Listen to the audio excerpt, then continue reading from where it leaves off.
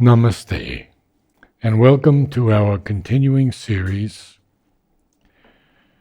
The Synthesis of Yoga, with our beloved Ranga.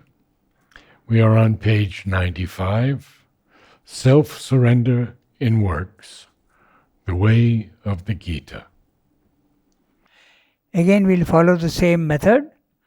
We'll just say quickly what he has said in the previous para. Okay, so in the previous para, what are the lines of Karma Yoga that the Gita proposes? That's what he is dealing with. Okay, in the previous para. Two are its main principles as well as spiritual methods: equality and oneness, which, when combined, have an enormous transformative power. Equality and oneness. The Gita's basic method is unreserved acceptance of the divine inwardly as well as externally. How does the equality come? By complete renunciation of desire, and this leads to total surrender. How is oneness acquired?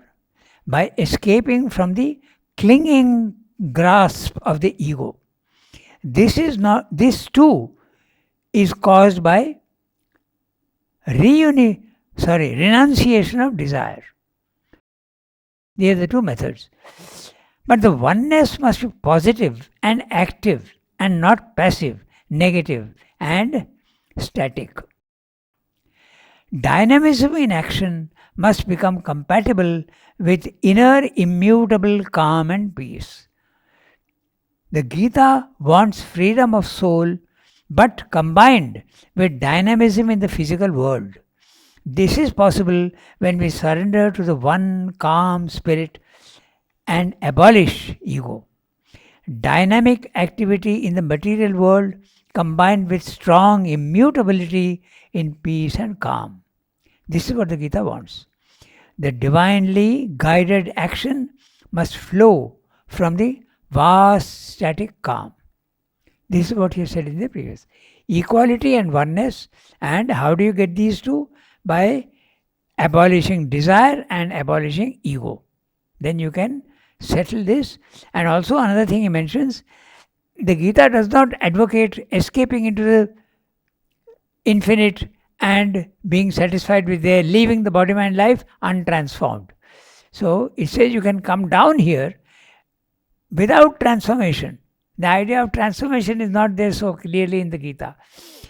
You can remain in your body, mind, life. The body, mind, life will have its own habits, but you are free. You are not again entangled when you come down from your level 2 into the body, mind, life. You are not entangled in the senses. You are free. Whereas Srivendra wants to go one more step. He wants to even transform the body, mind, life and make action perfectly divine. Now, we'll read what we have to read today.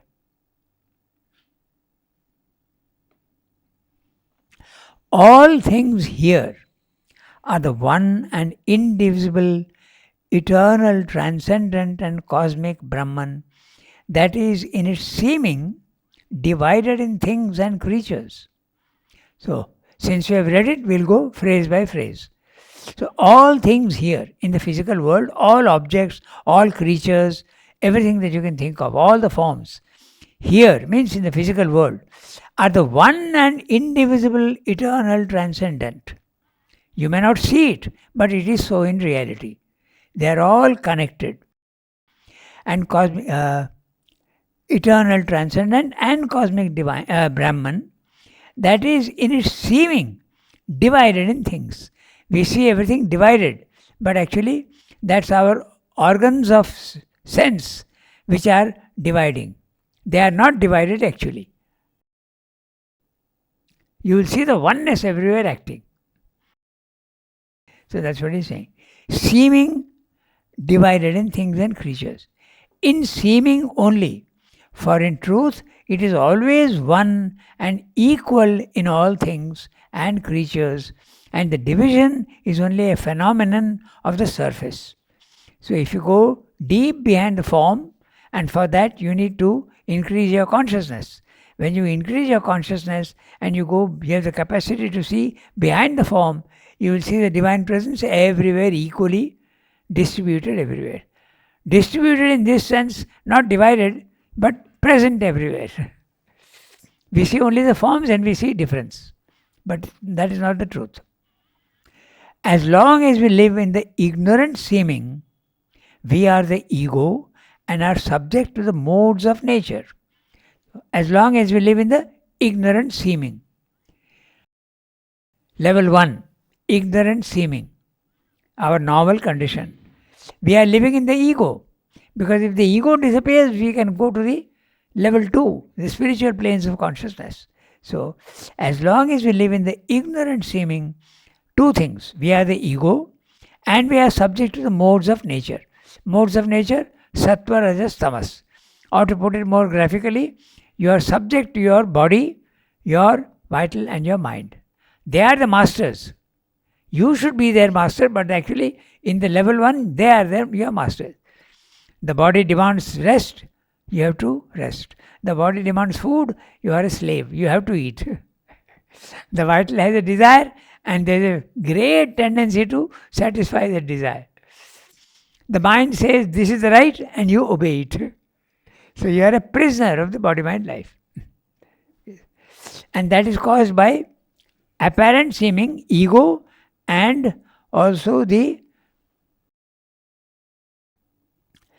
subjection to sattva, rajas, tamas, the modes of nature. Enslaved to appearances, bound to the dualities, tossed between good and evil, sin and virtue, grief and joy, pain and pleasure, good fortune and ill fortune, success and failure, we follow helplessly the iron or guilt and iron round of the wheel of Maya. So, he has listed out half a dozen dualities. And when you are in the physical world, if you have one, you are bound to have the other. If you have pleasure, you are bound to have also sorrow at some time or other. If you experience success, failure is sure to come at some point or other in your life. Okay, so you have to develop that samatha, equality and oneness. So, can you explain about guilt and iron? Yeah, that's an interesting thing. So he is saying, and this Ramda has just mentioned iron and guilt, but in Ramakrishna he has gone into detail. The sattva, rajas, tamas are the modes of nature which imprison you. So you can think of them as chains. The body is enchaining you with an iron chain, very gross and very ordinary. The vital is putting a chain around you, it's a silver chain. And the mind is much freer than the other, yet it's a chain. So it's a golden chain. That's the expression. But they are chains nevertheless. So naturally the golden chain is better than the iron chain or the silver chain. But they are chains nevertheless. And you have to get rid of all of them. Sattva, golden chain. Silver, silver. Rajas, that's right. And the iron chain is tamas. So he's using the same image without saying exactly. Okay, so and guilt is an inferior metal covered over with gold colored. It could be gold colored or covered over with gold. So in other words, it could be a combination of things. Inside it is iron and on top there is a covering of gold or gold colored. You may be a very tamasic man or you may be a very vital man, but the mind has some influence and is coloring your lower parts. It could be that. That's what is meaning by guilt and iron round. Okay? Of the wheel of Maya. Maya is the one that traps you. The word Maya is used in many senses. Here it is used in the sense of you are subject to body-mind life. You are subject to Sattva, Rajas, Tamas. Three guna, you have to become beyond the three gunas, the body, mind, life, or the Tamas, Rajas, and Sattva. You have to go beyond them. Okay? So, at best, we have only the poor relative freedom which by us is ignorantly called free will. But that is at bottom illusory, since it is the modes of nature that express themselves and through our personal will.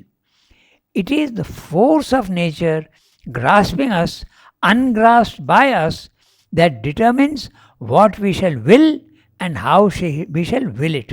Now, this we can go into a little more detail, is very interesting. At best, we have only the poor relative freedom. You think that you are free and you feel also that you are free. I can decide what I want to do. Okay. This is the argument I used to give to myself. Okay. How can you say that I am not free? See, if I am thirsty, I am forced to drink water. The body is dictating terms and I am its slave. If I am hungry, my body is telling you need food and you will eat. You are a slave. But suppose I am not thirsty and I say, just to prove to you that I am free, I'll go and drink water. I am free. I don't need it. I am not a slave. But that is a wrong argument. Because even that is instilled in you by the three gunas. That's the interesting part. Okay, so at best we have only the poor relative freedom which by us is ignorantly called free will. But that is at bottom illusory. There is no real freedom in, because the other day I think it was on Monday, we were discussing that there is rigid laws at the lowest level. There are fixed laws. There is no variation, no freedom at all. So, and the laws are good because they ensure stability. If there are no laws, everything is hazy and without the forms are going on changing. How will you deal practically? Chaotic? Yes, chaos and all. Yeah, exactly. So, tamas is a principle which is absolutely essential at this level to create stable forms. Mind you, they are not eternally stable. Some things are stable for maybe even a few seconds. Some things are stable for 1 week. A butterfly lasts for 1 week. A cat will live for 25 years. A man will live for 100 years.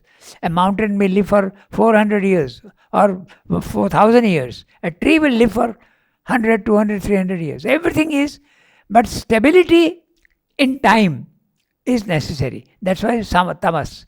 So it's not a negative thing. It is that which ensures stability in the physical world. So it's a chain that guides you. And you think you are free, that's because you have an ego. That's also very clear. Everything in the physical world is being operated by universal nature, and it has three tools. It has substance, matter. It has got power, prana, vital, and it has also got some consciousness. So with these three instruments, it is creating everything in the physical world. And you think that you are free. You are not free. It is nature that is creating you. The tree is also being manipulated by nature. It's growing. It's seeking water. It doesn't think that I am free. I am seeking water. I know how to get water. I can pierce the thickest concrete walls to get water. Okay.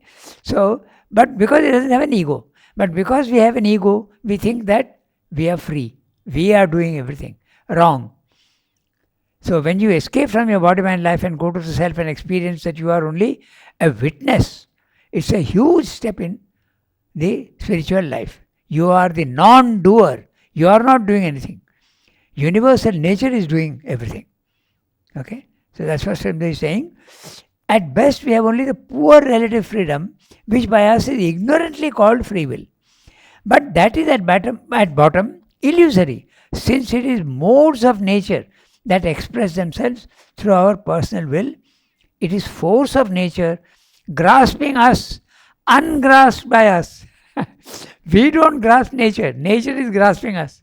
Okay? But can you grasp nature? You can if you go to the third level. If you go to the supramental level, yes. But if you go to the second level in the spiritual planes, to a certain extent you can control your body, mind, life. You can also control forces in the physical world. That's what Sri Aurobindo is doing. He is sitting here in Pondicherry and determining things. He starts with small experiments. He starts with, for instance, he sees a tree. On the tree there is a crow. So he says, I will that crow to come and sit on the other branch. And he waits to see whether his will is effective or not. So he started with that. Then he started experimenting with human beings. Okay? Someone is going in the road down, he is on the first floor, and he sees that man comes to the crossroads. And this is all recorded in the record of yoga. Mm-hmm. So he stops there, that man. So he wills him to go right. And he sees. So what nature is putting impulses into you, Sri Aurobindo is doing that through his spiritual power. So you can control nature to a certain extent. Nature controls you, you don't control nature. That's a normal condition. Ungrasped by us. But in level 2, there's some control. Yes, that's exactly what I'm telling you. That Sri Aurobindo Yes, yes. And some control depending on how high you are in the spiritual planes. Sri Aurobindo is determining events in Turkey. He is determining events in the Sinn Féin movement in Ireland. He is also influencing the in Russia. And he notes that this was successful, this was successful, this was partially successful. He's going on experimenting to see how much power man can have over nature and yourself. So, this is what he's meaning by nature grasping us, ungrasped by us. And that determines what we shall will and how we shall will it. Even that is determined by nature. No freedom. Okay? Nature, not an independent ego, chooses what object we shall seek, whether by reasoned will or unreflecting impulse, at any moment of our existence. Nature is completely making you move like a puppet, but we don't realize it.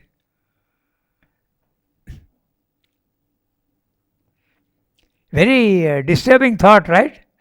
Reasoned will. Yeah, reasoned will. It can be a reasoned will, it need not be a reasoned will, it can be an unreflecting impulse. Mm-hmm. That's what he's saying. It could be both.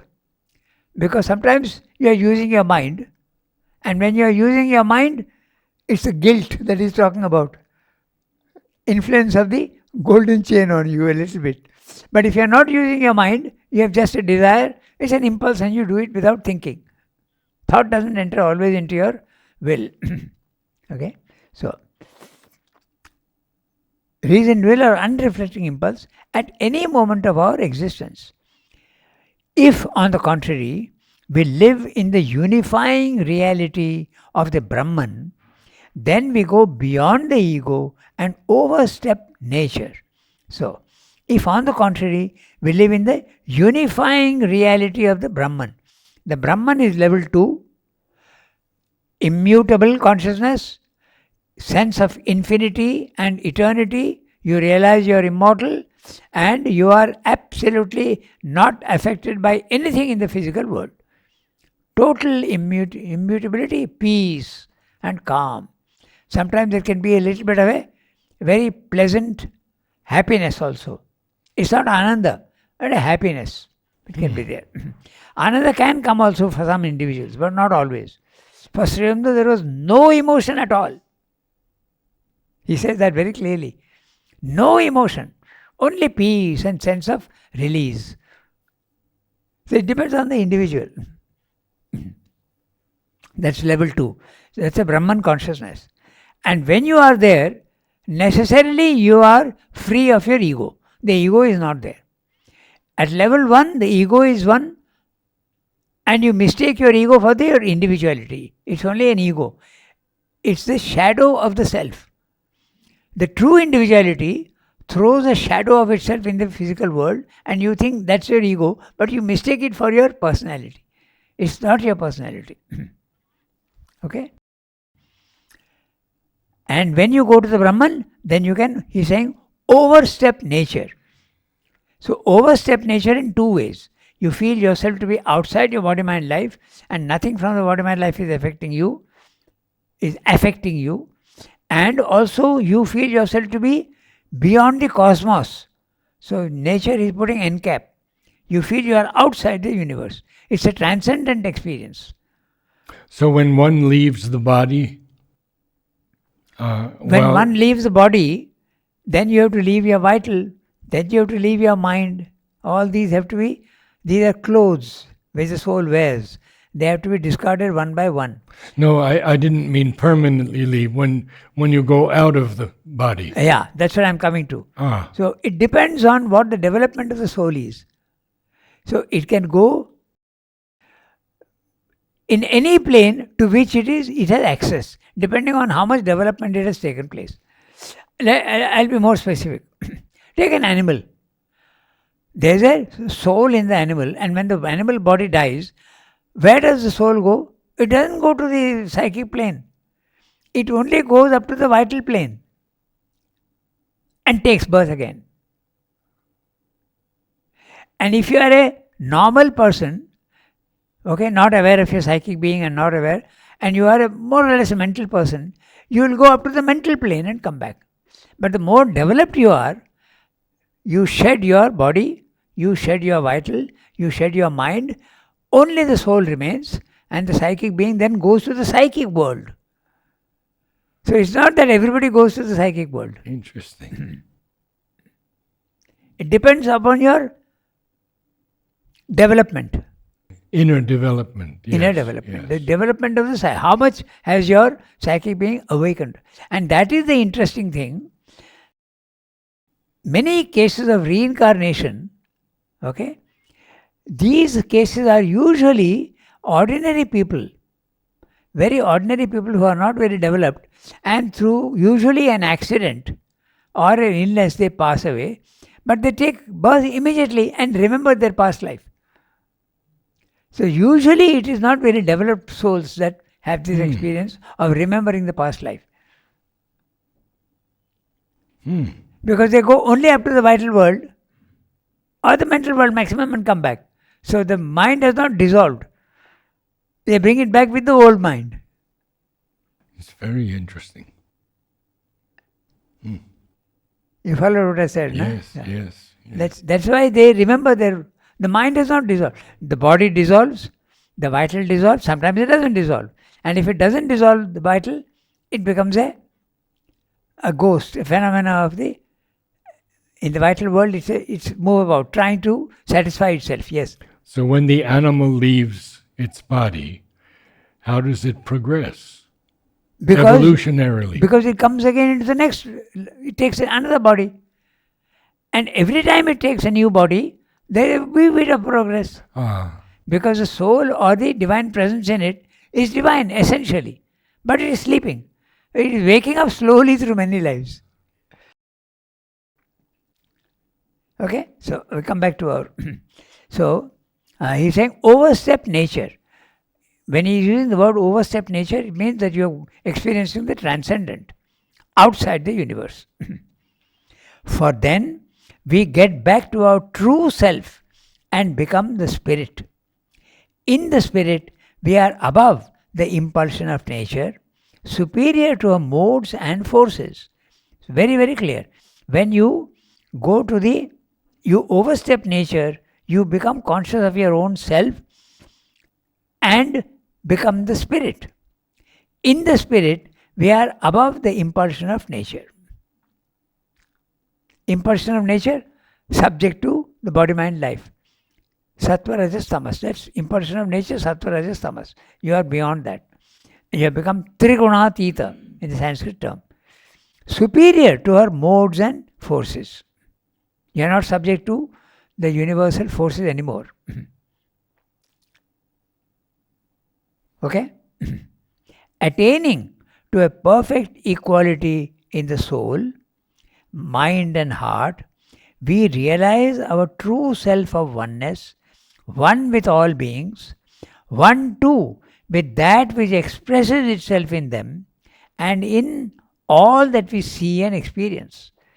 So, attaining to a perfect equality in the soul, mind and heart. So that means you are coming down into your body, mind, life and perfecting to a certain extent your mind, your heart, and your, what's he saying? Body. Yeah, soul. No, body is not saying. The body remains imperfect to a certain extent. He is saying perfect equality in the soul, mind, and heart. Mm. We realize our true self of oneness. That's a cosmic consciousness. You realize that you are one with everybody. So, one with all beings, one too with that which expresses itself in them. So, what is that which expresses itself in them? The spirit. The spirit goes into each one, it goes into the cosmos, it goes into the individual. So, you feel yourself one with all these things. And in all that we see and experience. This, again, the cosmic consciousness is very interesting. So I'm going to describe that depending on how much cosmic consciousness you are experiencing. So he says that if I'm in the cosmic consciousness, I will enjoy my relation with you. Okay? And I will be able to enjoy what you are enjoying becomes my enjoyment. Okay? Then he says that if you are enjoying a relation with somebody else, that enjoyment even I will have. Your enjoyment with somebody else, I am enjoying that. Okay? So it is so vast it becomes. Everything, you are in contact with everything.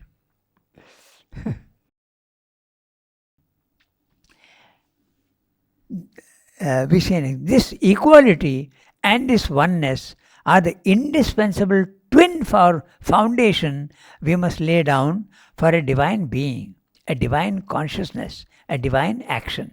So unless you have total equality, samatha, and oneness, okay, samatvam and oneness, these two things you must have.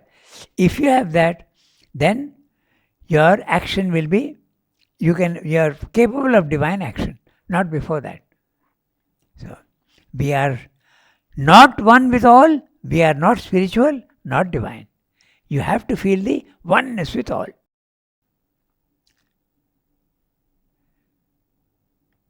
The oneness with all need not necessarily come at level 2. The ascetic is not feeling that he is one with all because he doesn't have the cosmic consciousness. He is seeing only the physical world, he is separate from it, and he is at peace and is more than satisfied. He rejects body, mind, life and goes up and disappears into the infinite. But Swami is saying no. He can't live it. In fact, he doesn't even want to live a divine life on earth, the ascetic. He is satisfied with his peace and disappears. There are so many possibilities. Okay? Not one with all. We are not spiritual, not divine. Not equal souled to all things, happenings and creatures. We cannot see spiritually, cannot know divinely, cannot feel divinely towards others. Cannot feel divinely towards others. Okay? That's what he says about the French Revolution. Égalité, fraternité, liberté. Okay? Equality, liberty and fraternity. He says fraternity, the true fraternity will come only from the soul when you are spiritual. Fraternity means, oh, I am feeling very sympathetic with you and we are all one. That is a mental thing. It has no value. Today it is there, tomorrow it will disappear. If I have a disagreement with you, you are not brother anymore. So that only in the spiritual level it is possible, fraternity. So, the supreme power, the one eternal and infinite, is equal to all things and to all beings. And because it is equal, it can act with an absolute wisdom according to the truth of its works and its force, and according to the truth of each thing and of every creature. There is one confusion that we must avoid. Equality does not mean that I deal in my outward behavior with everybody in the equal way. It doesn't mean that. Inside, I am not affected, nor am I judgmental. I see your nature. I see your defects as well as your qualities, but I am not affected by them. But my dealings with everybody will differ. We gave the example of that the mother who is having 5 children. So that's exactly what happens. Mother will not deal with everybody in the same way. She'll give more attention to one who needs it, according to the truth of things, Srimad is saying. So she may give more attention to others. She may give more attention to someone who needs it. Let me give you the example of the mother with 5 children. Okay, 3 are normal, 1 is blind, 1 is lame. Will her outward behavior with all of them be the same? She loves them equally. So she is equally loving to all, but her behavior will change. The lame man and the blind man need more attention. So it doesn't mean to say that she loves them more. So this is what is simply saying, according to the truth in each thing, the divine will act according to that. So equality is, you are not affected by the outward things. So that completes the paragraph. He is basing himself on the Gita. Remember, he is discussing the Gita, methods of Gita. Even in this paragraph, he said that the Gita says equality and oneness are the 2 things that are needed. And for that, ego has to go, desire has to go. Then you can become equal and see the oneness everywhere. Ego is exactly the opposite of oneness. It's a division. So ego has to go. Can it go fully? That's an interesting question. It's a graded thing. How will you distinguish between individuality and ego? We must not confuse the two. At our level, perfect confusion, absolute confusion. We think the ego is the individual. No, the individual is not. So when you go to the spiritual level of consciousness, largely the ego has gone. Okay? And even the ego has got very many levels. I'll give you an instance. Okay? You may realize that the divine is working through you. I am a puppet of the divine. Okay? So your ego has gone largely because you feel that yes, divine is doing everything for me. But a subtle instrumental ego can come in. The divine has chosen me. I am the instrument of the divine. He is not. So the instrumental ego comes in. It is subtler, but it can come in. Then if you go even higher up, a spiritual ego can come. So it's a very difficult thing to get rid of. Not easy. I believe Sri Aurobindo said the spiritual ego was the most dangerous. Dangerous, difficult, very difficult to shake off. We go to the next para? Yes. This is also the only true freedom possible to man. A freedom which he cannot have unless he outgrows his mental separativeness and becomes the conscious soul in nature. The only free will in the world is the one divine will, of which nature is the executrix. For she is the master and creator of all other wills. Human free will can be real in a sense, but like other things that belongs to the modes of nature, it is only relatively real. The mind rides on a swirl of natural forces, balances on a poise between several possibilities, inclines to one side or another, settles and has a sense of choosing. But it does not see, It is not even dimly aware of the force behind that has determined its choice. It cannot see it because that force is something total and to our eyes indeterminate. At most, mind can only distinguish with an approach to clarity and precision some out of the complex variety of particular determinations by which this force works out her incalculable purposes. Partial itself, the mind rides on a part of the machine, unaware of 9/10 of its motor agencies in time and environment, unaware of its past preparation and future drift, because it rides, it thinks that it is directing the machine. In a sense, it counts. For that clear inclination of the mind which we call our will, that firm settling of the inclination which presents itself to us as a deliberate choice, is one of nature's most powerful determinants. But it is never independent and sole.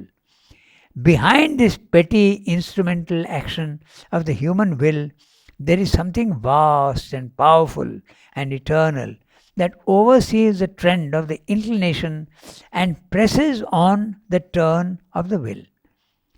There is a total truth in nature greater than our individual choice. And in this total truth, or even beyond and behind it, there is something that determines all results. Its presence and secret knowledge keep up steadily in the process of nature a dynamic, almost automatic perception of the right relations, the varying and persistent necessities, the inevitable steps of the movement. There is a secret divine will, eternal and infinite, omniscient and omnipotent, that expresses itself in the universality and in each particular of all these apparently temporal and finite, inconscient or half conscient things. This is the power or presence meant by the Gita when it speaks of the Lord within the heart of all existences, who turns all creatures as if mounted on a machine by the illusion of nature. So, there are a few things which we have to look at. Okay, so this is also the only true freedom possible to man. When you lose your ego and you lose your identification with body, mind, life, and you go up, you realize that you are free. Okay? So that is the true freedom. That's why they call it liberation. Salvation in Western religion. Salvation. You are free. You are not subject to body, mind, life. In level 1, you are always a slave to nature. When you realize that you are not slave to nature, you have lost your ego and you are in level 2. Okay? This is the only true freedom possible to man. A freedom which he cannot have unless he outgrows his mental separativeness and becomes a conscious soul in nature.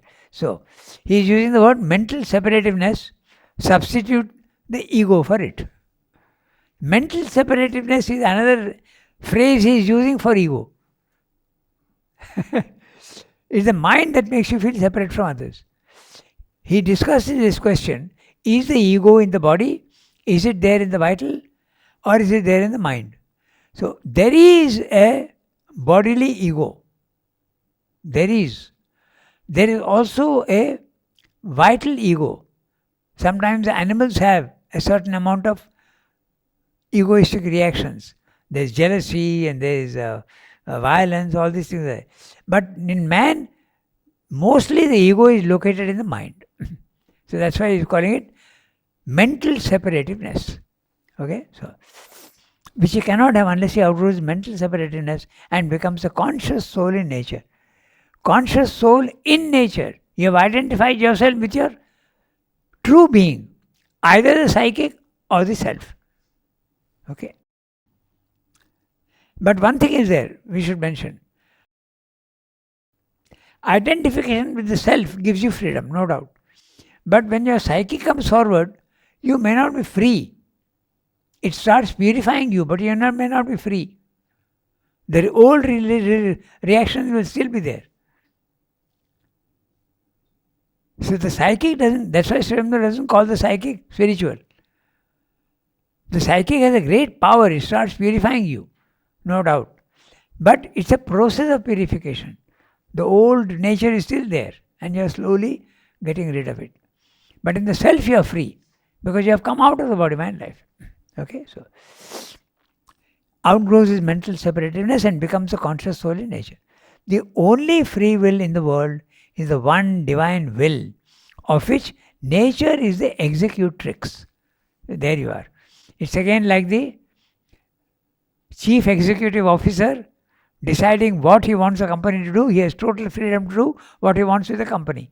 He gives his orders to the manager and the assistant manager, and they are the nature. So nature is executing what the chief executive wants. So it is nature that is doing things here. It's not the divine directly. He does it through nature. And what is nature? Fixity of laws. Sattva, Rajas, Tamas. Fixity of laws. Okay?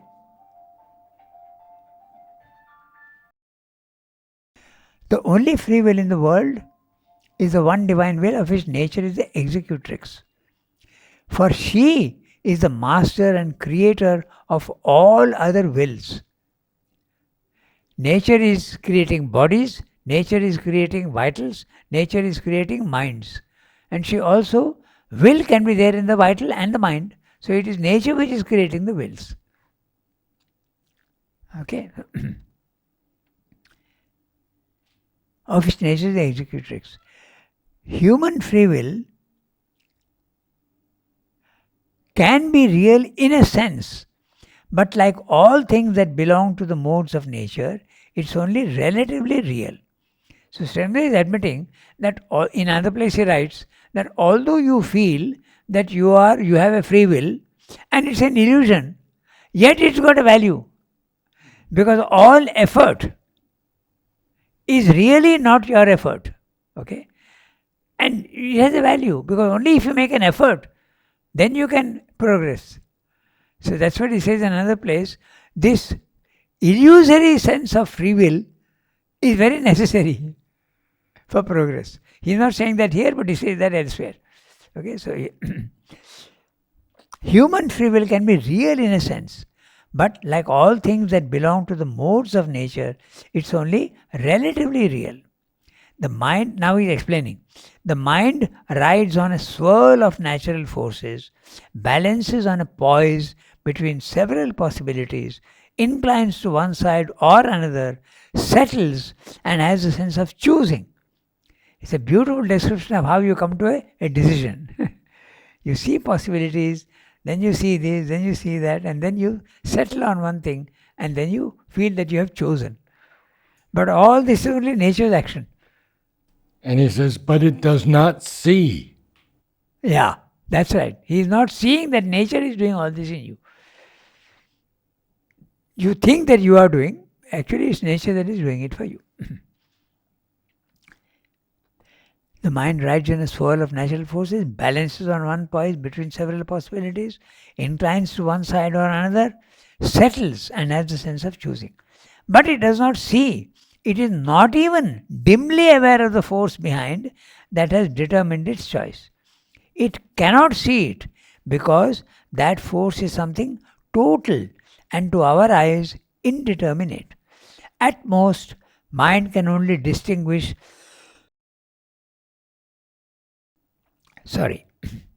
mind can only distinguish with an approach to clarity. That's all.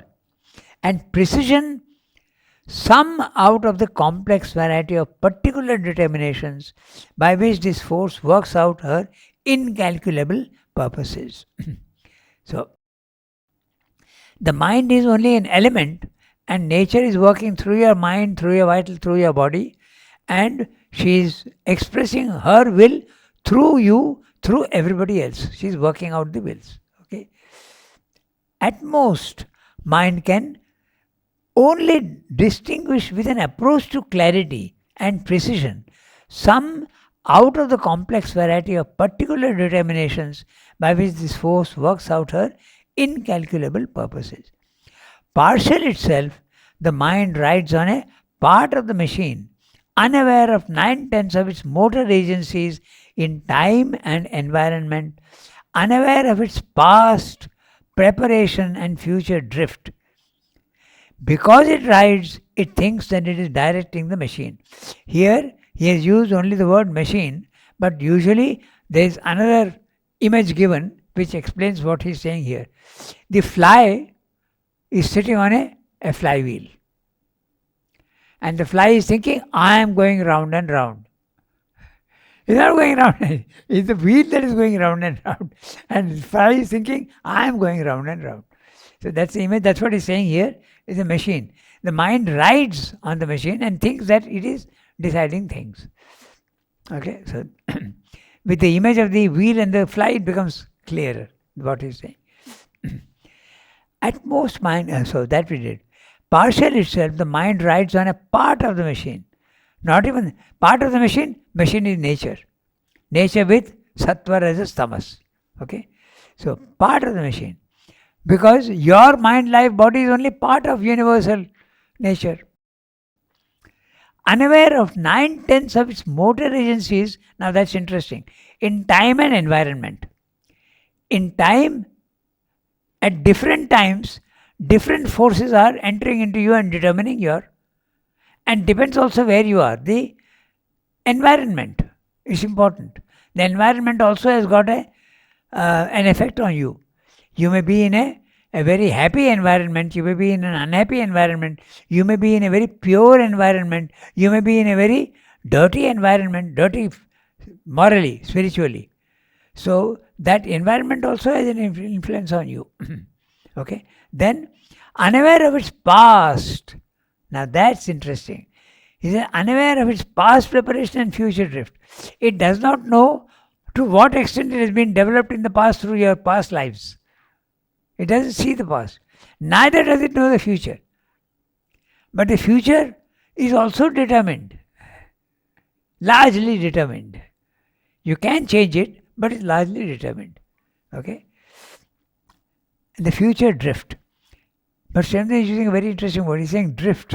In other words,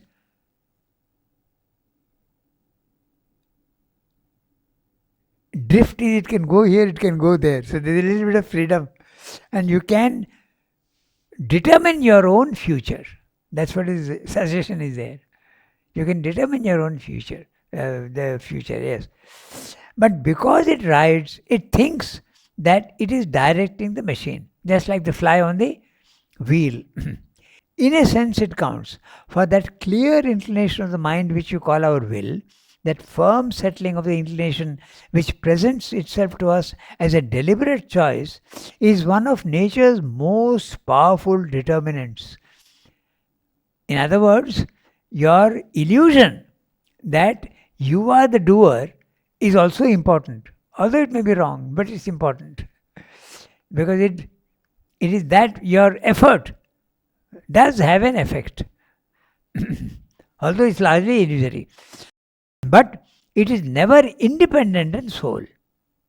Behind this petty instrumental action of the human will, note the words petty and instrumental of the human will, there is something vast and powerful and eternal that oversees the trend of the inclination and presses on the turn of the will. What does he mean by this? There is something vast and powerful and eternal and oversees the trend of your inclination, means your nature, and encourages you to go according to your nature. That's what is meaning.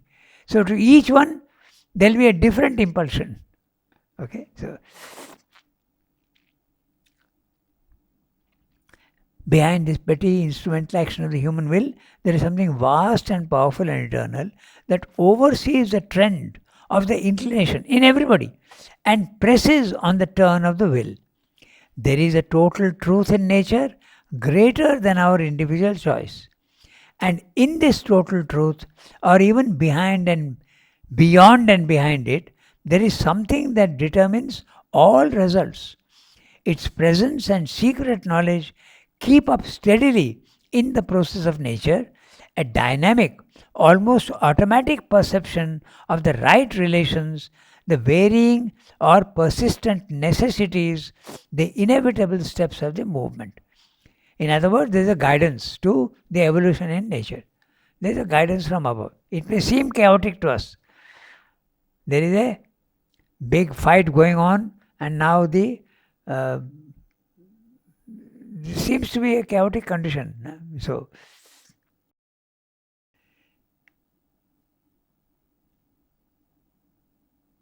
persistent necessity, inevitable.